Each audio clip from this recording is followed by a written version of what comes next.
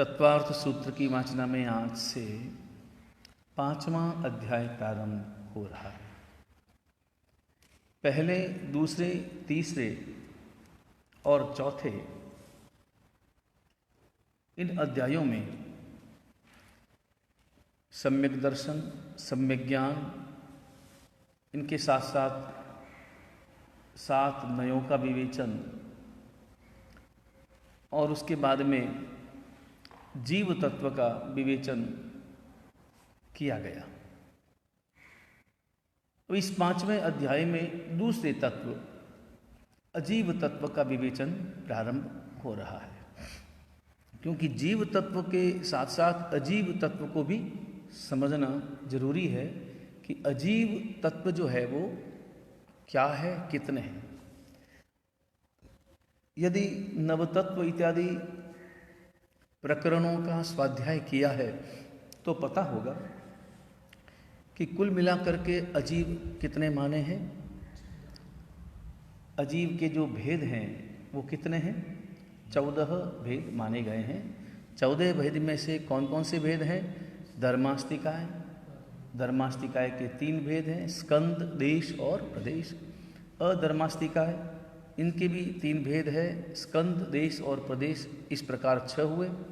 उसके बाद में आकाशास्तिकाय, इसके भी 3 भेद हैं, स्कंद, देश और प्रदेश। कितने हुए? 9 हुए। उसके बाद में पुद्गलास्तिकाय, पुद्गलास्तिकाय के 4 भेद हैं, स्कंद, देश, प्रदेश और परमाणु। कितने हुए? 13। और उसके बाद में 14वां जो भेद है वह है काल। कुल मिलाकर इस प्रकार 14 भेदों की, अजीव तत्व के 14 भेदों की व्याख्या शास्त्रों में की गई है। अब यहाँ पर उसी अजीव तत्व की विवेचना इस 5वें अध्याय में, जिसमें कुल मिलाकर 44 सूत्र है, इन सूत्रों में उसकी व्याख्या विस्तार से करते हैं।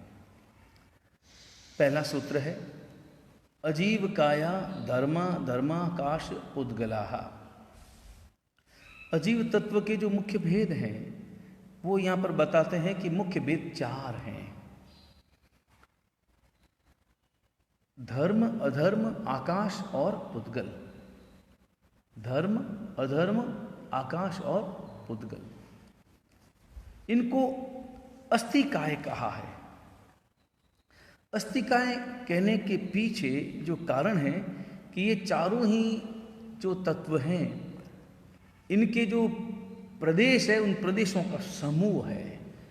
प्रदेशों का समूह होने से इन्हें अस्तिकाय कहा जाता है। धर्मास्तिकाय, अधर्मास्तिकाय, आकाशास्तिकाय और पुद्गलास्तिकाय। अब यहाँ पर ये चारों को अजीव तत्व का है, क्योंकि जीव से बिल्कुल विपरीत इनका स्वभाव है। जीव का लक्षण तो पहले आ गया है। जीव का लक्षण क्या बताया गया था? उपयोगो लक्षण। जीव का जो लक्षण है वह उपयोग है। इसका मतलब है कि जब जीव का लक्षण उपयोग है तो अजीव का लक्षण उपयोग का अभाव है। कि जिन द्रव्यों में उपयोग का अभाव है वो अजीव कहलाते हैं। बराबर। अब यहाँ पर देखें कि इनके जो भेद हैं, जैसे धर्मास्तिकाय के 3 भेद हैं, अधर्मास्तिकाय के, आकाशास्तिकाय के, इनके 3 भेद बताए हैं, स्कंद, देश और प्रदेश। अब इनको स्कंद की व्याख्या क्या है? तो स्कंद का अर्थ होता है एक कोई भी अपने आप में किसी भी वस्तु का संपूर्ण विभाग, उसको स्कंद कहेंगे। कोई भी एक वस्तु है वो स्कंद कहलाती है। अपने यहाँ पर लड्डू के उदाहरण से उसे समझाया जाता है। जैसे एक लड्डू है, वह अपने आप में क्या है? वो पूरा स्कंद है।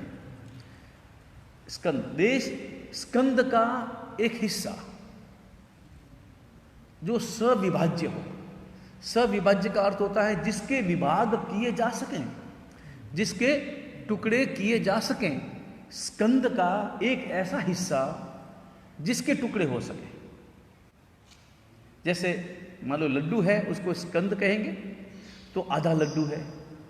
पाव लड्डू है, उसको क्या कहेंगे? देश। लड्डू का एक दाना है, वो भी अपने आप में क्या कहलाएगा? देश कहलाएगा, है ना। स्कंद, देश। प्रदेश लड्डू की अपेक्षा से, क्योंकि ये जितने भी इस प्रकार के अलग होने वाले विभाग हैं, स्कंद से देश जो अलग हो सकता है वह केवल और केवल पुद्गल में ही संभव है। धर्मास्तिकाय, अधर्मास्तिकाय और आकाशास्तिकाय में कभी भी विभाजन नहीं होता। वो आगे सूत्रों में समझाया जाएगा। लेकिन पहले व्याख्या समझ लो कि स्कंद कहते हैं एक पूरी वस्तु को, उसके एक हिस्से को जिसके टुकड़े किए जा सके वो देश कहलाता है। और उस देश से यानी उस वस्तु से जुड़ा हुआ एक सबसे छोटा हिस्सा जिसके दो टुकड़े हो ही नहीं सके, जिसके दो टुकड़ों की कल्पना भी ना हो सके, वो प्रदेश कहलाता है। वो अविभाज्य अंश है। अविभाज्य का अर्थ क्या हुआ? जिसके दो टुकड़े नहीं हो सकते, हो ही नहीं सकते दो टुकड़े, तो वो प्रदेश कहलाता है। लेकिन वो देश से जुड़ा हुआ, उसको प्रदेश कहेंगे। और परमाणु, प्रदेश और परमाणु में अंतर वही है, वही कण प्रदेश है जो देश से जुड़ा हुआ है। जब तक वो देश से जुड़ा हुआ है तब तक वो प्रदेश है, लेकिन जब देश से वो अलग हो जाता है तब उसी को परमाणु कहते हैं। बराबर, ये समझ में आ गया। अब देखें कि धर्मास्तिकाएं, अधर्मास्तिकाएं और आकाशास्तिकाएं, इनके तीन तीन भेद बताए हैं। स्कंद, देश और प्रदेश। परमाणु है ही नहीं, क्योंकि अलग हो ही नहीं सकता है। धर्मास्तिकाय का कोई भी हिस्सा अलग नहीं हो सकता। और स्कंद, देश, प्रदेश भी अपनी कल्पना है। बराबर, जैसे उदाहरण के लिए ये खंड है, ये खंड में आकाश है ना, बराबर। इस खंड का आकाश, अब यहाँ का आकाश कि बाहर का आकाश, आकाश तो एक ही है ना, आकाश में कोई भेद नहीं है, मगर हमने कल्पना से भेद कर दिया। कल्पना से भेद करके इसके स्कंद, देश और प्रदेश, इस प्रकार तीन उसके खंड कर लिए। तो ये हमारी कल्पना है। पुद्गल एक ऐसी चीज है, पुद्गल से स्कंद से देश अलग हो सकता है। हाँ, लेकिन उसमें एक बात और भी है, जो देश पुद्गल का यानी किसी भी वस्तु का वो हिस्सा जो स्कंद से अलग हुआ, स्कंद से अलग हुआ, लेकिन अलग होने के बाद वो क्या कहलाएगा? देश कहलाएगा। लेकिन अलग होने के बाद में अगर वो वस्तु अपना, उस वस्तु को स्वतंत्र मान लो, उस वस्तु को लड्डू का हिस्सा न कह करके उसी को लड्डू कह दो, क्या कहेंगे? उसको भी तो लड्डू कहेंगे ना। लड्डू है, लड्डू का एक हिस्सा है, बराबर। लड्डू को क्या कहेंगे? स्कंद कहेंगे। और उस हिस्से को क्या कहेंगे? देश कहेंगे। लेकिन वो जो देश है, जिसे हमने देश कहा है, अगर वो भी अपने आप में लड्डू का एक स्वतंत्र हिस्सा अगर हमने मान लिया, तो वो भी अपने आप में क्या कहलाएगा? वो भी अपने आप में स्कंद कहलाएगा। फिर उसका हिस्सा देश कहलाएगा, बराबर। तो स्कंद, देश, प्रदेश और परमाणु, बस ये एक अच्छी तरह से व्यवस्थित रूप से अपने को व्याख्या समझ में आ जाए तो अब ये भेद समझ में आ जाएंगे कि धर्मास्तिकाय के तीन भेद, अधर्मास्तिकाय के तीन भेद, और आकाशास्तिकाय के भी तीन भेद, और पुद्गलास्तिकाय के चार भेद। कुल मिलाकर के कितने भेद हो गए? 13। तब यहाँ पर एक नया प्रश्न पैदा होता है कि भाई यहाँ इस तत्वार्थ सूत्र में अजीव के 13 भेद बताए हैं, जबकि नवतत्व इत्यादि ग्रंथों में अजीव के 14 भेद बताए हैं। तो एक भेद कौन सा माइनस हुआ? वो है काल नाम का। तो काल को यहाँ पर इन्होंने, तत्वार्थ सूत्रकार ने, इसकी द्रव्य के रूप में स्वतंत्र गणना नहीं की है।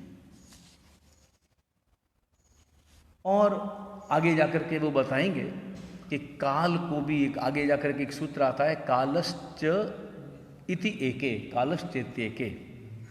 एके यानी कुछ आचार्य भगवंत काल को भी द्रव्य मानते हैं।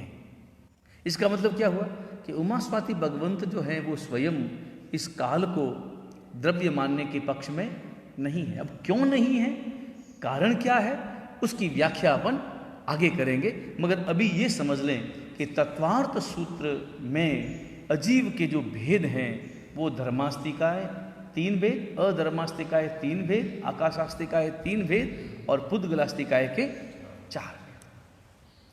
बराबर। तो ये समझ में। अब यहाँ पर देखो, ये ध्यान देना कि धर्मास्तिकाय क्या है, अधर्मास्तिकाय क्या है, आकाशास्तिकाय क्या है।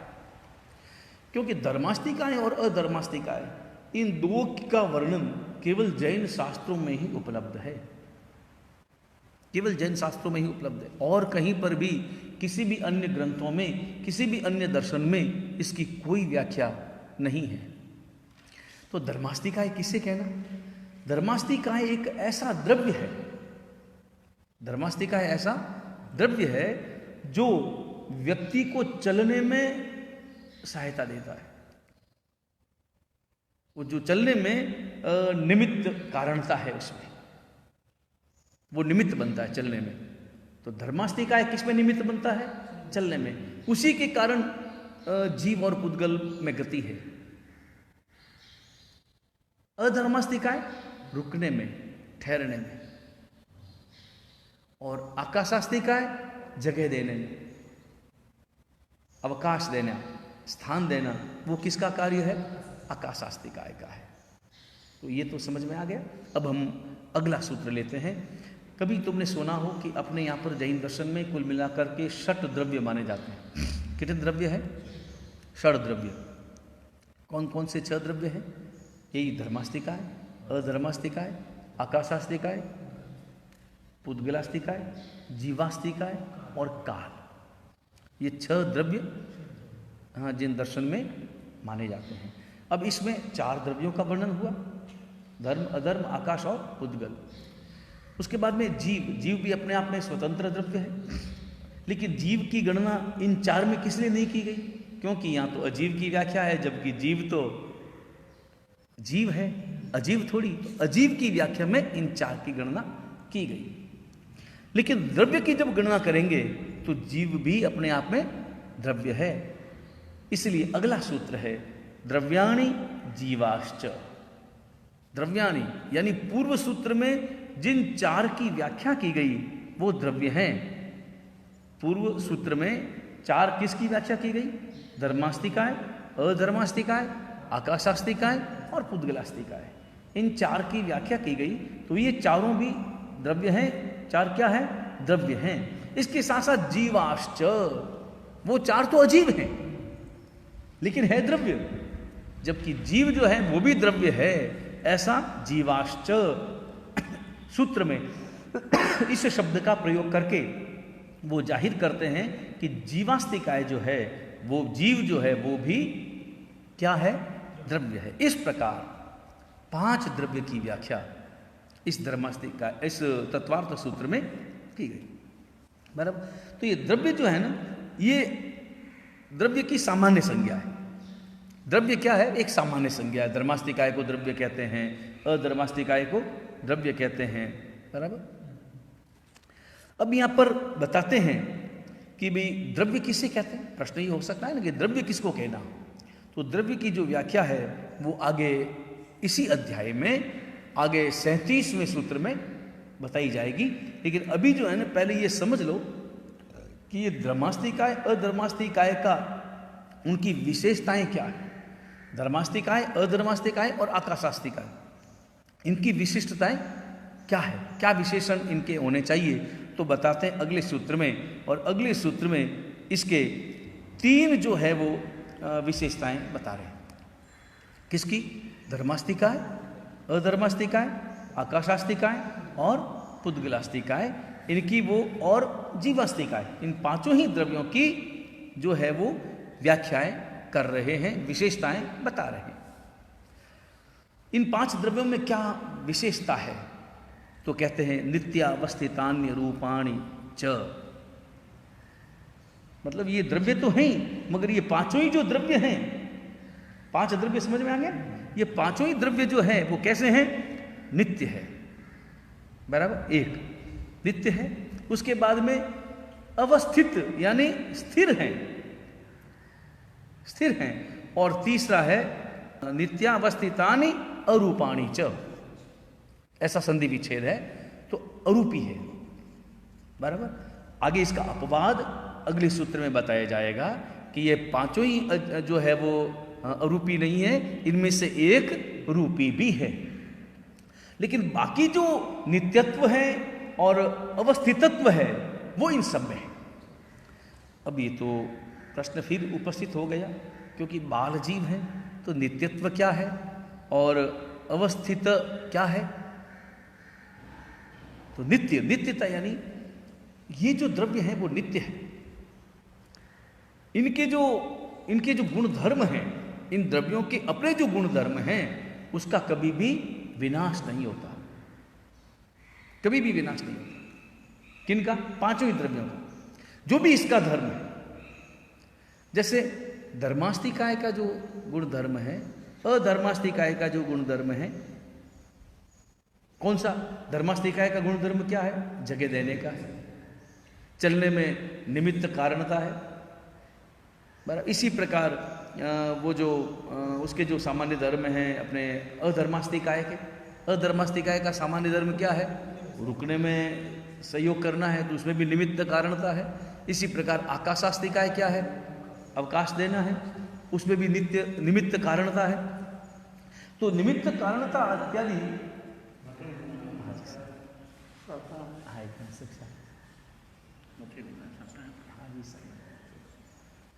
पाठ पर बुला जाए,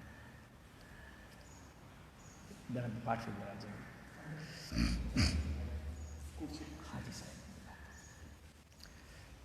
तो इनमें ये जो निमित्त कारणता है, तो इनके जो विशेष धर्म हैं उन धर्मों का कभी भी विनाश नहीं होता। इसलिए ये जो धर्मास्तिका इत्यादि जो द्रव्य हैं, पांचों ही द्रव्य हैं, वो कैसे हैं? वो नित्य है, यानी स्वयं के जो गुण धर्म हैं उनका कभी भी विनाश नहीं होता, उनके जो सामान्य धर्म है उसका विनाश नहीं होता। अवस्थित, अवस्थित का अर्थ होता है वो स्थिर हैं। स्थिरता का अर्थ ये हुआ कि उनमें किसी अन्य के गुण धर्मों का मिश्रण नहीं होता, उसमें किसी भी प्रकार का संक्रमण नहीं हो सकता। अन्य जैसे जीव जो है वो कभी भी अजीव नहीं हो सकता, अजीव जो है वो कभी भी जीव नहीं हो सकता। धर्मास्तिकाय है वो कभी भी अधर्मास्तिकाय नहीं हो सकता, अधर्मास्तिकाय है वो कभी आकाशास्तिकाय नहीं हो सकता। इस प्रकार का ये, इस प्रकार की इनकी क्या है? ये विशेषताएं हैं। और उसके बाद में तीसरी विशेषता बताई अरूपी, अरूपी है। तो ये नित्यत्व की अपेक्षा से और ये स्थिरत्व की अपेक्षा से और अरूपित्व की अपेक्षा से इन चारों द्रव्यों में समानता है। नित्यत्व और अवस्थितत्व की अपेक्षा से तो पांचों ही द्रव्य में समानता है, लेकिन रूपी और अरूपी की अपेक्षा से दोनों में, इन पांचों द्रव्यों में चार द्रव्य अलग हैं और एक द्रव्य अलग है। वो एक द्रव्य कौन सा अलग है वो अगले सूत्र में बताते हैं। रूपिणः पुद्गलाः, जो पुद्गलास्तिकाय है वो कैसे हैं? वो रूपी हैं। बस इन पांच द्रव्यों में रूपी कौन है? केवल पुद्गल, बाकी तो सब अरूपी है ना। जीव, धर्मास्तिकाय, अधर्मास्तिकाय, आकाशास्तिकाय, ये सब क्या है? अरूपी हैं। और जो पुद्गल हैं वो रूपी हैं। यहाँ पर रूपी की क्या व्याख्या है?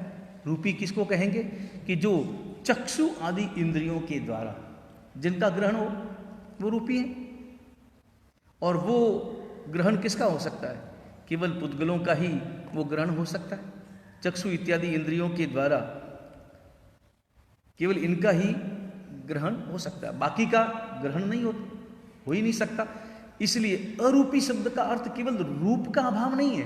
अरूपी शब्द का अर्थ होता है कि रूप, रस, गंध और स्पर्श, इन सभी गुणों का अभाव समझना। इन सभी गुणों का अभाव जिसमें हो वो अरूपी कहलाता है। तो पुद्गल के सिवाय बाकी जो चार द्रव्य हैं वो अरूपी है, क्योंकि इन चार द्रव्यों का चक्षु इत्यादि के द्वारा ज्ञान, इंद्रियों के द्वारा इनका ज्ञान नहीं हो सकता। इनका ज्ञान किनके द्वारा हो सकता है? इनका ज्ञान, जब ज्ञानावरणीय कर्म का सर्वथा क्षय हो जाए, ऐसी जो आत्मा है यानी केवल ज्ञानी आत्मा, बस वही इनको देख सकते हैं। इन चारों द्रव्यों का प्रत्यक्ष जो है वो वही ज्ञान कर सकते हैं। बराबर। तो ये सूत्र समझ में आ गया कि रूपी पुद्गल। अभी तक क्या समझ में आया कि कुल मिलाकर के 5 द्रव्य है, 5 द्रव्य है। 5 द्रव्यों में 4 द्रव्य अजीव है, और इन पांचों ही द्रव्यों में नित्यता और स्थिरता यानी अवस्थितता ये एक समान है, कोई भेद नहीं है। रूपी वाले गुण में पुद्गल रूपी है, शेष चारों द्रव्य जो है वो अरूपी हैं। अब यहां पर बताते हैं उन सब द्रव्यों के संबंध में कि आकाशादेक द्रव्याणि, आकाशात एक द्रव्याणि, यानी आकाशास्ति काय तक के जो द्रव्य हैं, आकाशास्ति काय तक के द्रव्य मतलब धर्माकाश, तो धर्मास्ति काय, अधर्मास्ति काय और आकाशास्ति काय, ये द्रव्य जो है वो एक ही है, एक ही है। एक है मतलब धर्मास्तिकाय एक है, अधर्मास्तिकाय एक है और आकाशास्तिकाय भी एक है। जीव कितने हैं? जीव तो अनंत है, जीव की अपेक्षा से, उसकी अपेक्षा से अनंत है। और इसके साथ साथ पुद्गल जो है वो पुद्गल भी अनेक है, वो एक थोड़ी है, पुद्गल भी अपने आप में अनेक हैं, क्योंकि स्कंद अलग हो जाते हैं, स्कंद, देश, प्रदेश, परमाणु, इस अपेक्षा से वो भी अनेक हैं। लेकिन धर्मास्तिकाय और अधर्मास्तिकाय और आकाश, ये जो तीनों द्रव्य हैं वो एक एक ही हैं, मतलब एक ही है, उनमें किसी भी प्रकार का जो विभाजन है वो संभव नहीं है। केवल ये जो भेद करते हैं अपन स्कंद, देश और प्रदेश, ये जो भेद करते हैं ये भी अपन बौद्धिक कल्पना से ही अपेक्षाओं के आधार पर इनका भेद करते हैं। लेकिन कभी भी धर्मास्तिकाय का कोई भी देश या प्रदेश, प्रदेश तो खैर अलग होता ही नहीं कहीं पर भी, लेकिन धर्मास्तिकाय या अधर्मास्तिकाय या आकाशास्तिकाय का कोई भी देश अपने स्कंद से अलग नहीं हो सकता। इसी प्रकार जीव द्रव्य जो है वो भी अलग अलग व्यक्ति के रूप में, अलग अलग आत्मा के रूप में अनंत है, और इसी प्रकार पुद्गल द्रव्य जो है वो भी अनंत है। तो ये बात समझ में आ गई कि धर्मास्तिकाय, अधर्मास्तिकाय और आकाशास्तिकाय का एक ही स्वरूप है, एक ही है। अब यहां पर कहते हैं कि और इन जो द्रव्य है इनकी और विशेषता क्या है। एक तो एकत्व की बात की, एक एक है ये बताया, इसके साथ साथ निष्क्रियाणि च, निष्क्रियाणि च इसका अर्थ होता है कि आकाशास्तिकाय तक के जो द्रव्य हैं, धर्मास्तिकाय, अधर्मास्तिकाय और आकाशास्तिकाय तक के जो द्रव्य हैं वो निष्क्रिय हैं। निष्क्रिय शब्द का अर्थ होता है क्रिया रहित है। क्रिया रहित यहाँ पर इसका अर्थ उनकी जो सामान्य जो उनमें क्रियाएं हैं, उत्पाद व्यय इत्यादि की जो क्रियाएं हैं वो तो स्वाभाविक रूप से हर द्रव्य में होना ही है। द्रव्य का जो स्वभाव है और द्रव्य के जो गुण बताए हैं, द्रव्य की जो व्याख्या है, क्योंकि जिसमें उत्पाद व्यय चलता है तो वो ये तो द्रव्य की वस्तु मात्र में जो भी पर्याय की अपेक्षा से उसमें उत्पाद द्रव्य को स्वीकार करना ही होता है, उसमें है ही। लेकिन गतिशीलता की अपेक्षा से गतिरूप विशिष्ट क्रिया उसमें उनमें नहीं है। जैसे जीव जो है वो एक स्थान से दूसरे स्थान पर जाता है, पुद्गल भी एक स्थान से दूसरे स्थान पर गति करता है, क्योंकि गति करने की जो क्रियावती जो शक्ति है वो केवल दो में ही है, एक जीव में और एक पुद्गल में। बाकी जो द्रव्य हैं धर्मास्तिकाय, अधर्मास्तिकाय और आकाशास्तिकाय, ये तीनों जो द्रव्य हैं वो निष्क्रिय है निष्क्रिय, लेकिन सहयोग देते हैं। बस निमित्त कारणता उनमें है, केवल निमित्त कारणता और कुछ भी नहीं। निमित्त कारणता की व्याख्या भी कभी सुनी हो, जैसे मान लो पानी है, पानी में मछली है, तो मछली गति करती है, तो मछली के गति में सहायक कौन है? पानी है। हालांकि पानी मछली को कुछ गति नहीं देता, पानी जो है वो मछली को केवल एक निमित्त बनता है उसके गति करने में। ऐसे ही धर्मास्तिकाय हमारे चलने में निमित्त बनता है। इसी प्रकार अधर्मास्तिका है, जैसे पेड़ है और एक कोई यात्री चल रहा हो और चलते चलते थक जाए और इधर सामने एक शानदार वट वृक्ष नजर आए तो क्या करेगा? वहाँ जाके वो बैठ जाएगा। तो उस पेड़ ने कोई आमंत्रण नहीं दिया है, पेड़ ने कुछ नहीं किया है, पेड़ तो पेड़ है, लेकिन ठहरने में, उस यात्री के ठहरने में वो निमित्त बन गया। बराबर इसी प्रकार जैसे ये दीवार है, वो अधर्मास्तिका की बात होगी। अब जैसे दीवार है और दीवार में कील डालते हैं तो कील को अंदर जाने में जगह किसने दी? वो आकाश ने। दीवार में जो आकाश है, कहीं ना कहीं आकाश जगह है, तो जगह देने का काम किसका है? आकाश का कार्य है। लेकिन ये सब निष्क्रिय हैं, स्वयं अपने आप में उनकी कोई गति नहीं है। अगला सूत्र है असंख्येयाः प्रदेशा धर्माधर्मयोः। अब यहां पर बताते हैं प्रारंभ के जो दो द्रव्य हैं, धर्मास्तिकाय और अधर्मास्तिकाय, इनके जो प्रदेश हैं, इनके जो प्रदेश हैं वो कितने हैं? तो देखो, प्रदेश किसको कहते हैं कि किसी भी वस्तु के साथ में, किसी भी वस्तु के साथ में जुड़ा हुआ, अलग नहीं हो सकने वाला जो सूक्ष्म अंश है वो प्रदेश कहलाता है। सबसे छोटा हिस्सा प्रदेश से जुड़ा हुआ, वस्तु से जुड़ा हुआ, वस्तु से जुड़ा हुआ, किसी भी वस्तु से जुड़ा हुआ सबसे छोटा वो हिस्सा जो उससे अलग नहीं हो सकता और जिसका विभाजन नहीं हो सकता, जिससे उसको अलग नहीं करना और उसके विभाजन भी नहीं है, वो क्या कहलाता है? वो प्रदेश कहलाता है। इस प्रकार के जो प्रदेश हैं वो धर्मास्तिकाय और अधर्मास्तिकाय के प्रदेश कितने हैं कि असंख्य प्रदेश है। उसके प्रदेश असंख्य है। थोड़ा सा भेद है, धर्मास्तिकाय अधर्मास्तिकाय के प्रदेश असंख्य है, जबकि आकाशास्तिकाय के प्रदेश अनंत है। और जीवास्तिकाय के जो प्रदेश है वो भी असंख्य है। जीव के जो प्रदेश है ना, आत्म प्रदेश जिसको कहते हैं, आत्म प्रदेश वो फैलाते हैं ना, जब केवल ज्ञानी भगवंत जब करते हैं उस वक्त में अपने कर्मों की स्थिति को समान करने के लिए क्या करते हैं? समुद्घात जब करते हैं तो अपने आत्म प्रदेश को संपूर्ण उसमें प्रदेश में फैला, त्रसनाड़ी में सर्वत्र फैलाते हैं। तो वो जो फैलाते हैं संपूर्ण लोकाकाश में, तो जो फैलाते हैं तब वो आत्म प्रदेशों को ही फैलाते हैं। वो आत्म प्रदेश कितने हैं? असंख्य है। जीवस्य च, अगला सूत्र है जीवस्य च। तो धर्मास्तिकाय, अधर्मास्तिकाय और जीव, इनके जो प्रदेश हैं वो कितने हैं? असंख्य प्रदेश हैं। बराबर किसी यहां पर एक बात ये समझना चाहिए कि एक जीव के जितने आत्म प्रदेश हैं, एक जीव के जितने प्रदेश हैं, तो दूसरे जीव के प्रदेश कितने? बराबर बराबर या थोड़ा बहुत अंतर होगा? नहीं, मतलब जितने एक जीव के जितने प्रदेश हैं, असंख्यात प्रदेश हैं, उतने ही असंख्यात प्रदेश दूसरे जीव के भी हैं, कम अथवा ज्यादा नहीं होता। ठीक उसी प्रकार धर्मास्तिकाय और अधर्मास्तिकाय के भी उतने ही असंख्यात प्रदेश हैं।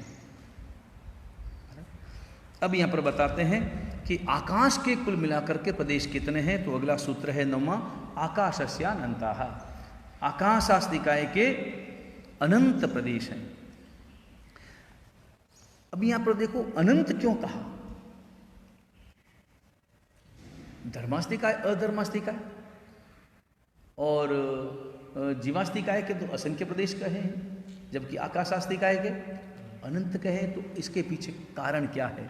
तो कारण ऐसा है कि अपने यहां पर आकाश के दो भेद हैं, एक लोकाकाश और एक अलोकाकाश। लोक और अलोक, ऐसे दो भेद हैं। तो इन दोनों की अपेक्षा से, दोनों की अपेक्षा से अनंत कहा है।